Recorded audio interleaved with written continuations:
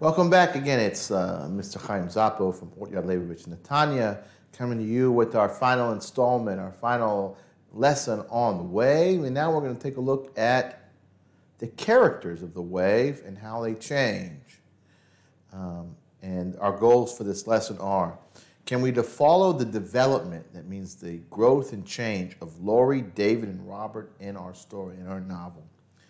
Can we uncover the motives for each of the character, why they do the things that they do? And can we plot the character arcs, if we want to put it on a picture, the change, how could there chart the change of the characters throughout the story? And finally, how they develop and turn into different people throughout our story. And that's what we're dealing with, character arcs. So let's take a look at, first of all, who are the people we're dealing with again? And just to remind you, we're dealing with Laurie Sanders, who is our protagonist, our main character. She has short hair, short brown hair, is the best student in her class, and is the editor of the newspaper. Then we have David Collins, her boyfriend, who is a good-looking tall boy and captain of the football team. And then we have Robert Billings, a heavy-set boy, the class loser who is failing Ben Ross's class. So if we're talking about opposites, Laurie is the one that gets the hundreds in Ben Ross's class, and Robert's the one that's getting the 50s in Ben Roberts and Mr. Ross's class. So they're kind of the opposites. So let's take a look at what is a character arc. So an arc is kind of like a curve. As you can see, if you were to go to McDonald's, they have the arches. So an arc is like an arch. A character arc is a transformation or the journey of a character, of a demiot that are in the story, over the story. So if a story has a character arc, the character begins as one sort of person and gradually transforms into a different sort of person in response to the change in the story, in developments in the story. Okay, so, and there are different kinds of character arcs. So each one of our characters has a different path in which they change in the story. So let's take a look at Laurie, first of all. Who is Laurie Sanders? So Laurie Sanders, again, is a high school student at Gordon High. She is editor-in-chief of the newspaper called The Grapevine. She is the girlfriend of David, and they've been dating for 3 years. Her best friend is Amy. She's very popular. She has good grades, and she's always smiling and has nice short brown hair. And when she gets nervous, she likes to chew on pins like this. Next, let's see how her character changes throughout the story. And first we have to get a little context of when this change actually starts. So first thing is Laurie's questions actually starts the story. It's her question that actually drives the whole book, as we saw in our last review of The Wave.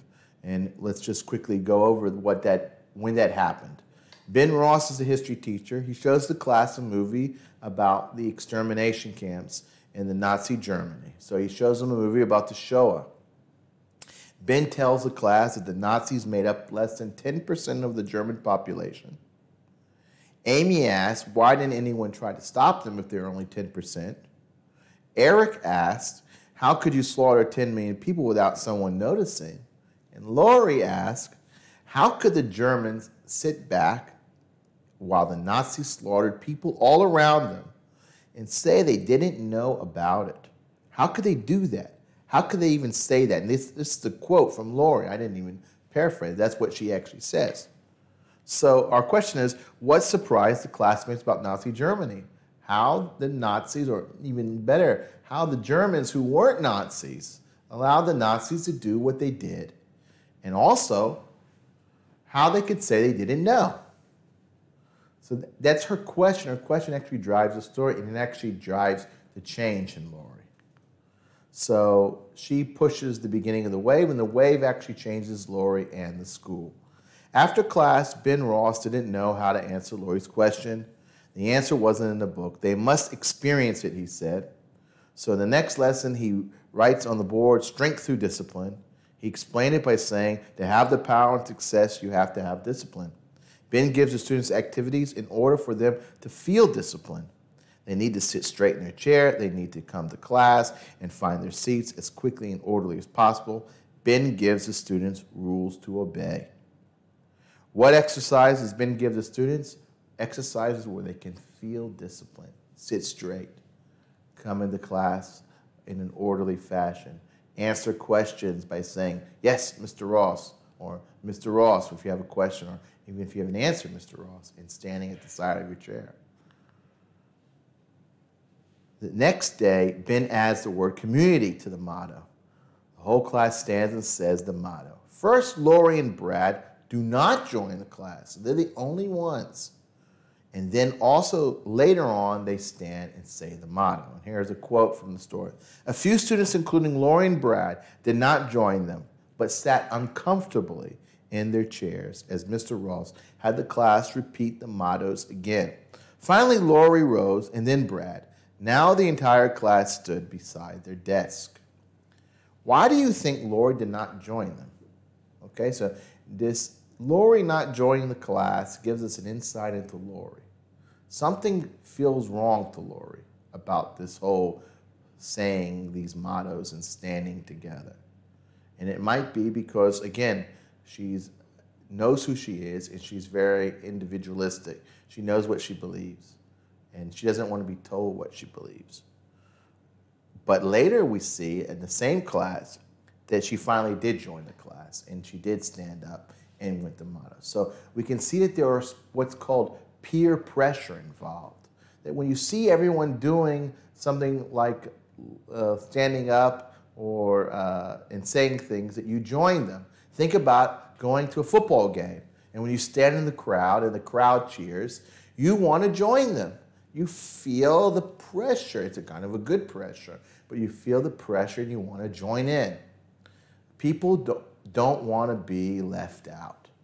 There's a number of experiments, but one that you can find on YouTube or whatever. There was an experiment, I don't have time to show you, but there's an experiment of this woman who goes into a doctor's office, and every time they hear the beep, everyone stands up.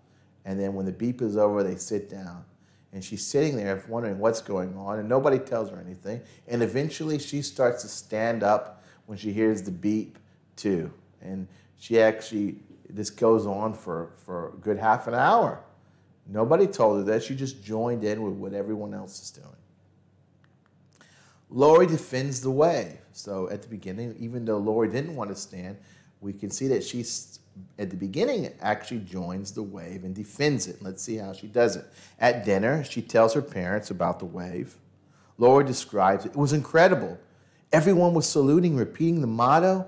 You couldn't help but get caught up in it. You know, really wanting to make it work, feeling all the energy building around you. Laurie's mother tells her, I don't like it, Laurie. It sounds too militaristic to me. Laurie answers her mom, you always take things the wrong way, Mom. It's nothing like that, I promise. You just have to be there, feeling the positive energy in class to really get what's going on. And that's what we're really doing, Mom. Even the bad kids are now into it. You know Robert Billings, the class creep? Even he's part of a group. No one picked on him in 2 whole days. Tell me that isn't positive.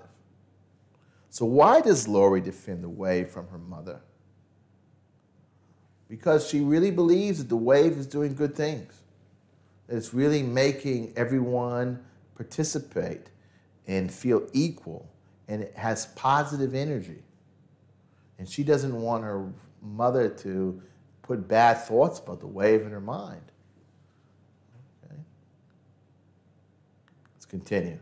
However, Laurie begins to feel uneasy about the wave. So now we're getting some change. So in the beginning, she felt a little uneasy about standing up. Then she joined. Then she defends the wave to her mother. But now something happens that makes her maybe start to question the wave a little bit. Ben starts to give membership cards to some of the cards. And some of the cards are marked with the red X, which means that the people who got those cards are the monitor, the kind of secret police of the wave. A monitor is the person who reports to Ben if there is a wave member who disobeys the rules. Laurie does not understand why they need these cards. Laurie asked Ben, "What's the point of all this?" Ben answers that it's a way that the group could monitor itself. The class say the motto and the salute. Laurie does not feel like the rest of the class. Quote, "She stood with them, but she did not feel the high energy and unity she had felt on the previous days. In fact, today there was something about the class, something about the single-mindedness and absolute obedience to Mr. Ross that she almost described as creepy." So what's the first thing that makes Laurie uncomfortable about the wave? This whole kind of monitoring. People are watching me, seeing if I'm acting like a good wave member. This made her feel creepy, to know that people are watching her and judging her on how well she's a wave member. Let's continue. Laurie continues to feel uneasy about the wave. Let's see what happens now. After class, Laurie and her friends are eating in the cafeteria. They invite Robert for the first time to sit with them. Remember, Robert had been the class loser 2 days ago. Now he's sitting with the most popular kids in school, in the class. Laurie feels odd. She says, all that saluting and chanting, does anyone feel kind of strange about this? Her friends did not feel the same way. They actually liked it. Brian shows his card, his marked card with the red X, to Laurie and jokes, "You better be careful not to say anything against the wave. I'm a monitor." So that's really, talking about feeling uneasy. Whoa, she's at lunch. She's not in class, right? Although the kids that are with her are wave members, and so is she. She's feeling weird about the saluting and stuff. And now we have one of the monitors tell her, "Watch what you're saying." Even in a joking way, it's kind of a threat. Let's continue. The letter. So Laurie receives an envelope with a story inside. The story is of an 11th grader and his friends that have been asked to join the wave by a 12th grader. Someone from Yud Aleph, a group of friends from Yud Aleph is being asked by a kid in Yud Bet who's in Laurie's class to join the wave. The senior, who's Yud Bet, told them that they should join, and the next day after persuasion, his friends all joined. Later, that student also suggested that he join soon, or it would be too late. The story ended with the question, too late for what? Laurie's thoughts about the wave were beginning to come into focus. So now this uneasiness is becoming more focused. What does it become focused in? Now it's starting. Now we're going to see the point where Laurie decides she doesn't want to be a member of the wave. Laurie does not know if she wants to go to the rally. Laurie thinks about the letter. If the student didn't want to write his name, that means he's scared. And here's a quote. It was something Laurie herself had been trying to deny for days, but it just wouldn't go away. The wave was scary. Laurie sees two students fighting, Brian and Dutch. David tells her that Dutch is trying to steal Brian's position, and he isn't a member of the wave, so it means he doesn't think about the team, only himself. Laurie makes a decision not to go to the rally. What is Laurie's opinion of the wave now? She doesn't want to be part of it. She's deciding not to participate. She's not against the wave, but she's not for the wave either. So we see a change. Someone who started the wave, who defended the wave against her mother, was excited about the wave, has now decided she doesn't want to be a member of the wave. Let's see what happens next. Laurie decides now to go against the wave. And how does this happen? David argues with Laurie because of the wave rally and breaks up with her. Laurie stays in the newspaper room. Laurie did not want to admit that she was hiding, but it was true. Quote, "That was how crazy this whole thing had become. You had to hide if you weren't part of it." Laurie finds out from her father that a boy that was beaten up was Jew and his father asked if she knew anything about it. Laurie understood that the wave is dangerous. So what happened between Laurie? They broke up. And at the end of this chapter, Laurie understood that the wave is dangerous, and that means she's against it. Not that she's defending it, not that she doesn't want to be part of it. Now she thinks it's bad, it's dangerous. Let's continue. Laurie is against the wave. Laurie wants to go to the football game to talk to her best friend, Amy. No one can sit on the benches to watch the game without the wave salute. Laurie refuses, so she can't reach Amy to tell about the breakup with David and what she had discovered about the wave. Laurie argues with Brad, the person checking for the salutes, about the wave. Why are you doing this? She asks. You know it's stupid. Why are you a part of it? Laurie and the Grapevine staff meet in her house in a secret meeting to write a special edition against the wave. Now she's taking full action against the wave. She's going to do something to stop the wave. She is becoming the hero. Okay? The only one in her group of little newspaper writers to stand up to the dangerous, scary wave. The enemy. Laurie and the Grapevine staff celebrate the success of this new wave, a special edition. Laurie stays late to clean after the celebration. When she goes to her locker, she thinks someone is following her. On Laurie's locker, someone painted the word enemy in red letters. Why do you think Laurie has the word enemy written on the locker? Well, who would have written it? A wave member. She is now the enemy of the wave. She's all alone, fighting her cause. David and Laurie. Laurie goes home. David meets and tries to convince her that the wave is good. Dave loses control and pushes Laurie to the ground. He gets scared and understands that the wave has changed the way he acts. Laurie and David get back together.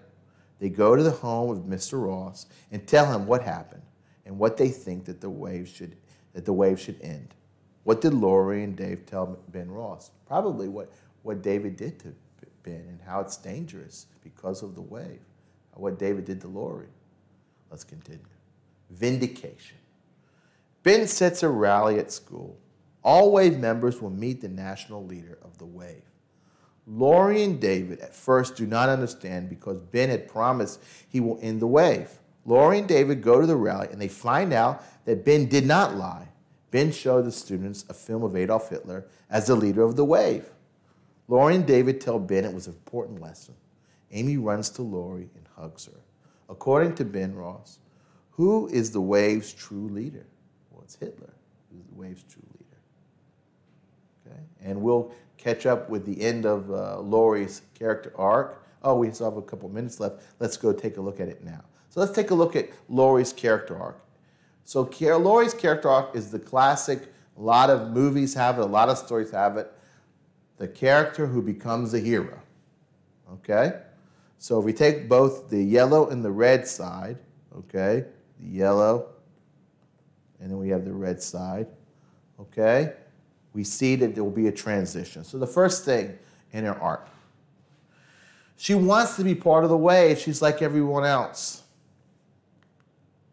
She even defends the wave against her mother. Starts feeling a little uneasy about the wave, but still a member. She receives a letter that's not so nice. It's showing about the pressure of the wave. And then we have the breaking point, the point where she decides she's not going to support the wave anymore. She's not going to the rally. Then we see now that all the red side is she's becoming a hero. She goes against the wave by writing the newspaper. The wave labels her as an enemy. She even breaks up with her boyfriend over the wave. And finally, at the end of the story, she is vindicated. She is shown that the wave was wrong all the time, and she is the hero because the whole school was wrong to listen to Mr. Ross. She was the one that didn't listen to Mr. Ross. She was the one that showed her individuality and fought the wave. And in the end, the other students figured out that their leader was Hitler. How could they support that? So Laurie was right, and that's why at the end you see Amy crying and hugging Laurie. She knew that she was wrong. Okay, so Laurie is the classic character arc of becoming a hero, and you see it in all sorts of places. You know, even your favorite movies like Star Wars, Luke Skywalker becomes the hero, right? The Matrix, Neo becomes the hero. They have to start believing in themselves and being different. Okay, and let's take a 10-minute break, and we'll come back and deal with David and Robert. They have completely different character arcs. So see you then. Bye-bye.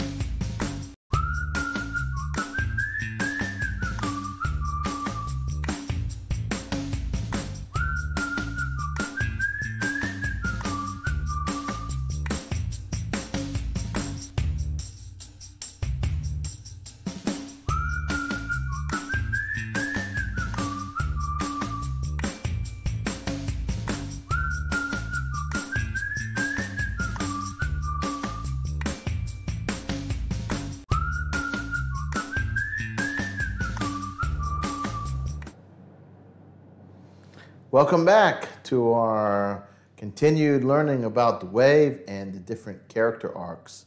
In the way, we just finished Laurie's character arc, the classic character arc of becoming a hero in our story. Let's take a look at a different character arc, and that brings us to David. So first, let's remind us who David is. David is a high school student, also at Gordon High. He is a running back of the football team. That means he's the one that runs with the ball. David and Laurie have been dating for 3 years. His best friends are Brad and Eric. He wants to be a software engineer, and he's tall and good looking.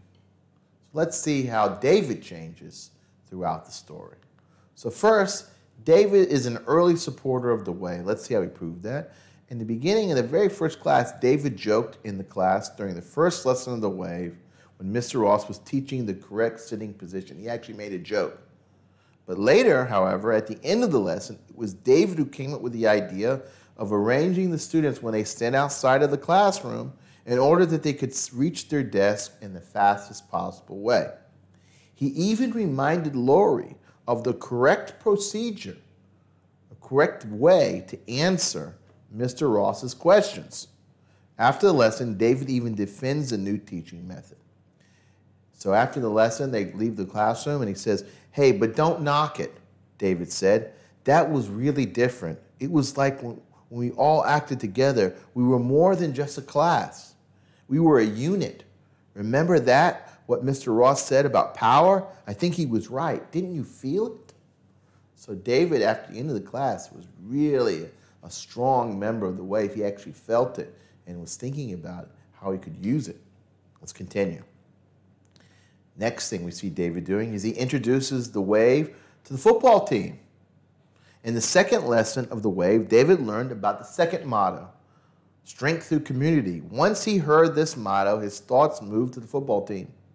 He thought to himself, if the football team could be as unified and as excited as the wave members were, they could beat almost anybody they faced. Let's hear what he says, what the book says.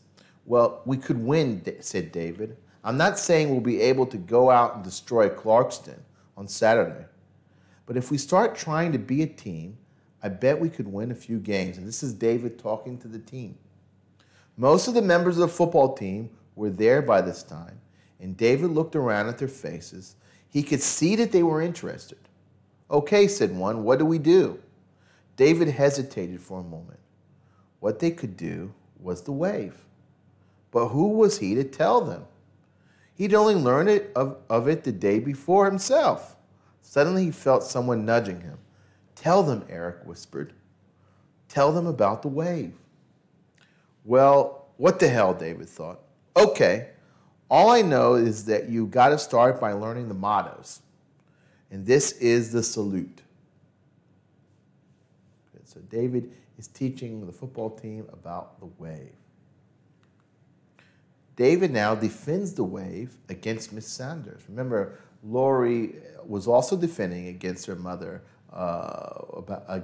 when her mother said the wave sounded too militaristic.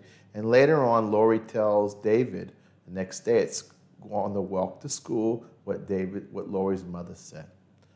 "My mother says it sounds like brainwashing to her," Laurie said. "What?" This is David. "She says Mr. Ross is manipulating us." "She's crazy," David said. "How could she know? And besides, what do you care what your mother says? You know she's worries about everything." "I didn't say I agree with her," Laurie said.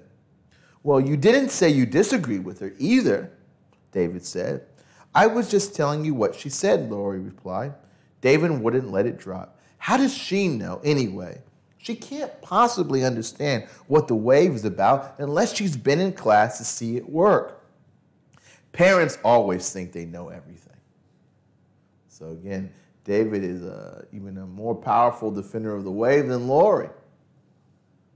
Right?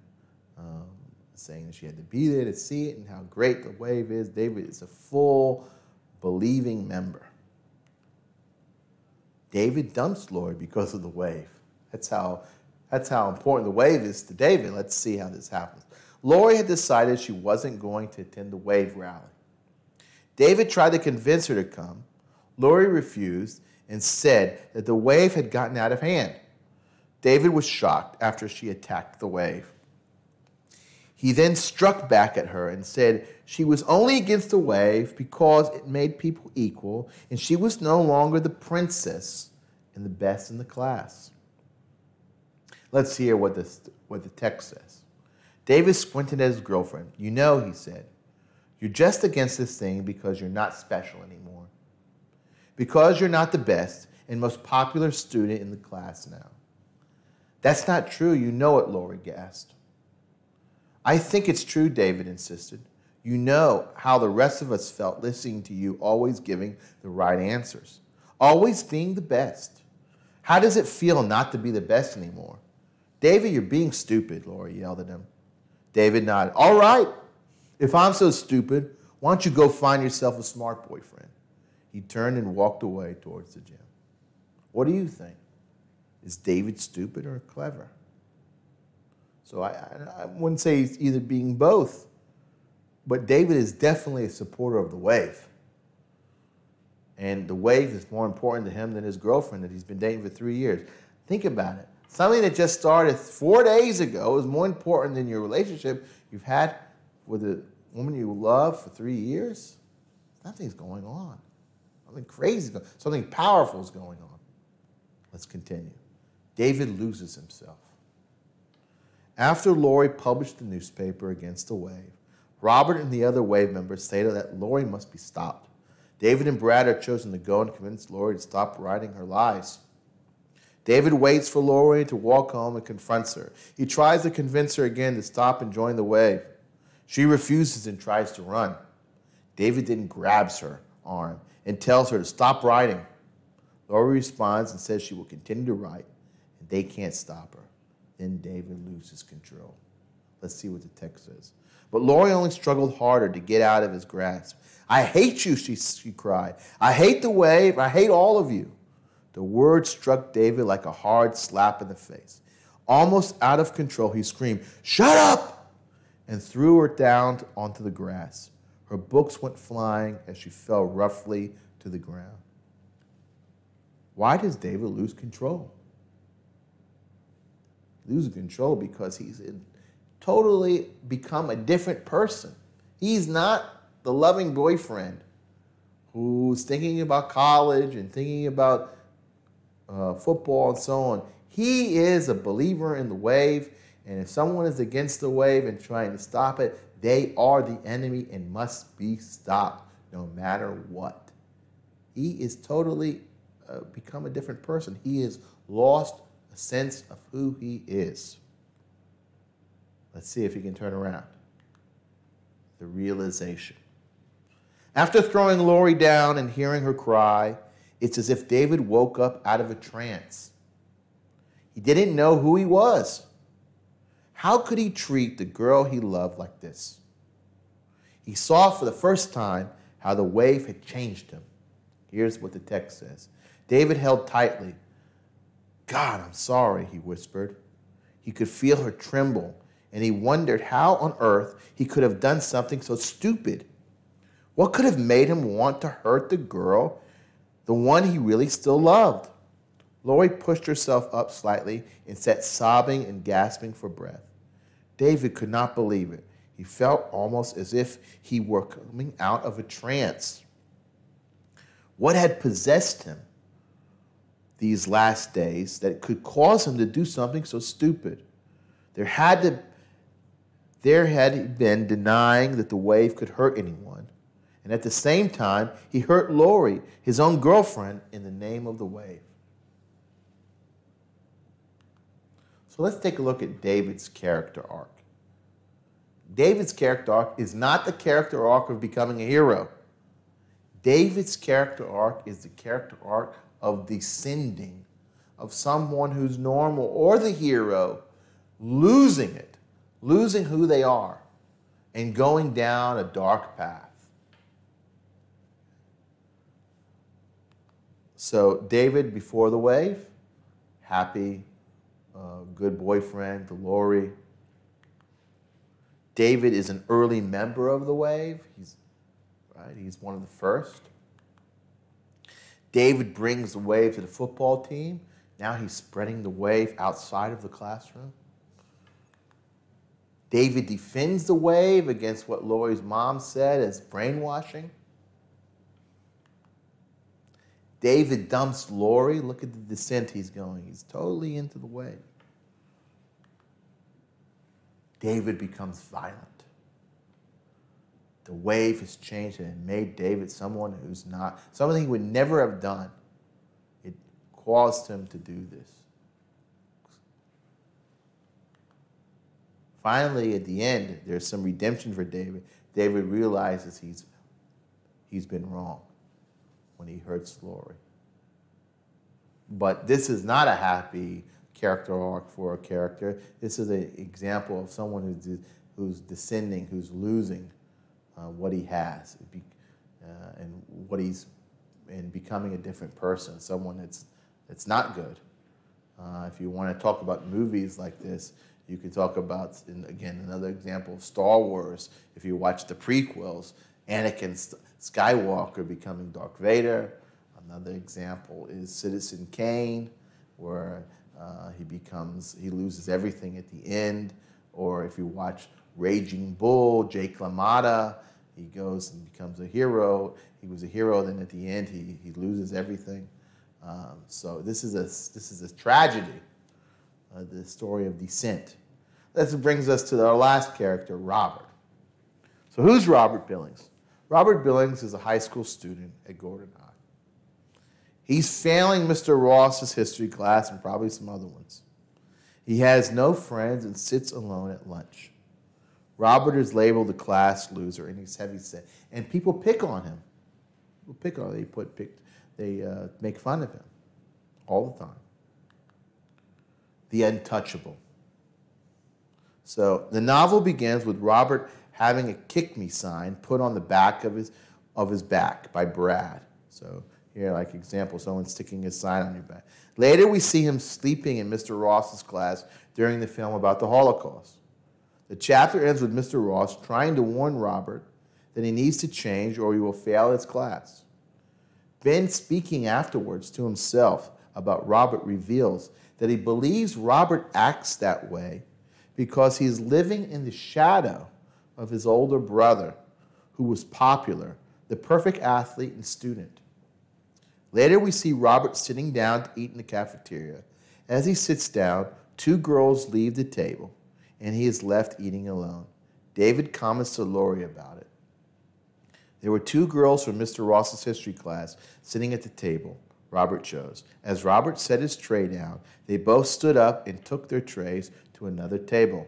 Robert pretended he hadn't noticed. David shook his head. Gordon High's very own untouchable, he mumbled. Now remember, untouchables, this comes from the idea of, in India, of a group of people that nobody talks to and they don't accept them anywhere. They're pushed away, they're ostracized, they're shunned. So at Gordon High, Robert is one of those people.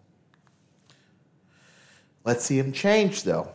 He becomes the perfect example. In the first lesson of The Way, Ben points out to the class how Robert sits correctly in his chair with discipline. Look, everybody, how Robert's legs are parallel. His ankles are locked. His knees are bent at 90 degrees. See how straight his spine is? Chin tucked in, head up. That's very good, Robert. And this is the first time Robert's getting some positive feedback from Ben. Later in the same lesson, Robert is at the head of the class. When students have to re-enter the room and find their seat, one of the students even mentions this unusual change. Remember, Robert sits in the back of the room. So remember, the kids have to line up outside the class in order to get, when they come in, they need to sit down as fast and as orderly as possible. So if Robert's in the back of the room, then that means when they line up to come back in the class, Robert will be the first one in the door. Okay? So let's see what the book says. Correct order. They couldn't help but notice that Robert was the head of the line. The new head of the class, someone whispered, as they waited nervously for the teacher to give them the sign. Ben snapped his fingers. Come on in. So this is also a foreshadow of Robert's huge change from being loser to leader. A whole new person. As the wave progressed, the behavior, participation, and appearance of Robert changes. Robert began to comb his hair, complete his homework for class, and even follow the rules of the wave. His mother commented to Laurie's mom, because they're friends, that he was like a new person. Robert is selected by Mr. Ross to be a monitor of the other wave members. He even sits with the other members of the wave at lunch. The rest of the table became silent, surprised that Robert had said anything. Some of them weren't even used to hearing his voice. He's usually said so little. What I mean is, Robert said nervously, the whole idea of the wave is that people in it have to support it. If we're really a community, we all have to agree. Laurie was about to say something, but she stopped herself. It was the wave that had given Robert the courage to sit at the table with him and to join in the conversation. If she argued against the wave now, she would be the one out. Let's continue. Robert becomes second in command. After the fourth day of the wave, Robert approaches Ben on his way home from school and asks him if he could be his bodyguard. After Ben agreed, Robert started to assert himself. That means take more authority in the leadership of the wave. He even managed security at the final wave rally and standing on stage with Mr. Ross in front of all the wave members. Robert hesitated slightly. I want to be your bodyguard, he said. I mean, you're the leader, Mr. Ross. I can't let anything happen to you. What could happen to me? Ben asked, startled by the notion. But Robert seemed to ignore that question. I know you need a bodyguard, he insisted. I could do it, Mr. Ross. For the first time in my life, I feel, well, nobody makes jokes about me anymore. I feel like I'm part of something special. Robert had the most to lose.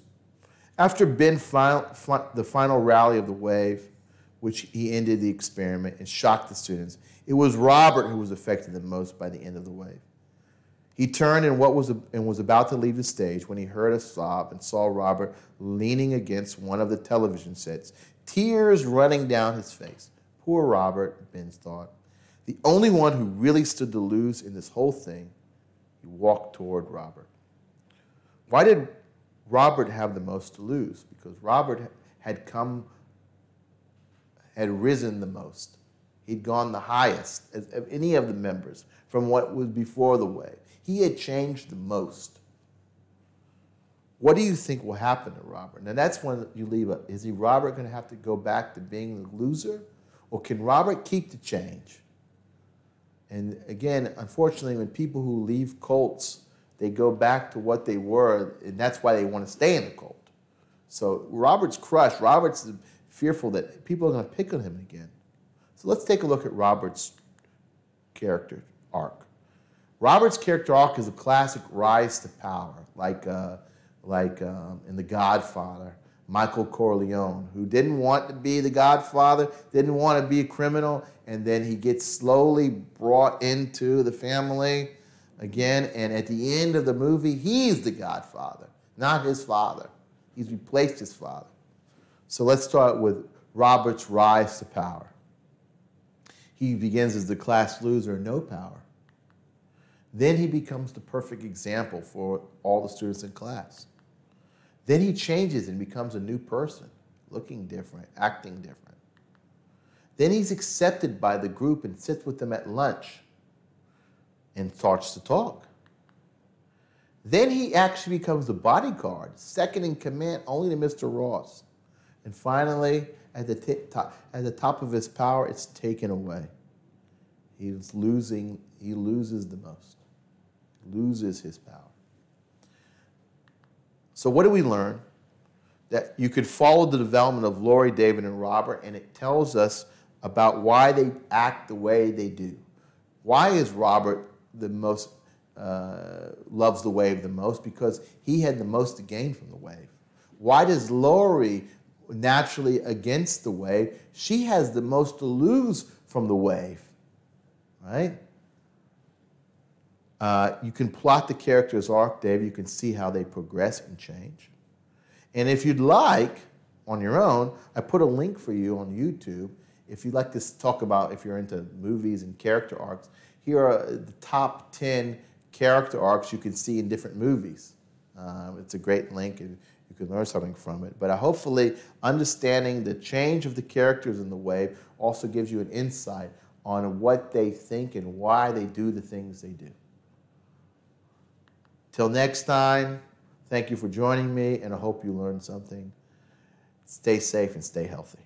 Bye-bye.